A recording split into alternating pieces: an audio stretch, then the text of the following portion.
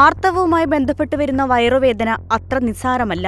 പലർക്കും അസഹനീയമായ വേദന ഈ ദിവസങ്ങളിൽ അനുഭവപ്പെടുന്നതുകൊണ്ടുതന്നെ പല പ്രതിരോധ മാർഗങ്ങളും സ്വീകരിക്കാറുണ്ട്.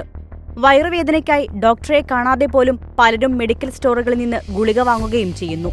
എന്നാൽ ഇത് വളരെ അപകടകരമാണ്. UK-യിൽ നിന്നുള്ള 16 വയസ്സുള്ള പെൺകുട്ടി ആർത്തവ വയറുവേദന മാറാൻ ഗർഭനിരോധന ഗുളിക കഴിച്ച് രക്തം കട്ടപിടിച്ച് മരണപ്പെട്ടുവെന്ന വാർത്തയാണ് ഒടുവിൽ പുറത്തുവരുന്നത്.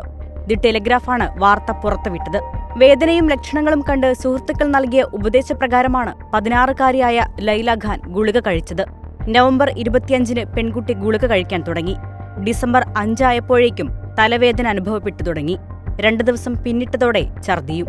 അരമണിക്കൂർ കൂടുമ്പോൾ തന്നെ കടുത്ത ഛർദി വന്നതോടെ പെൺകുട്ടി അവശനിലയിലായി. തുടർന്ന് വീട്ടുകാർ നാഷണൽ ഹെൽത്ത് സർവീസ് ഹെൽപ്പ് ലൈനിൽ വിളിച്ചു.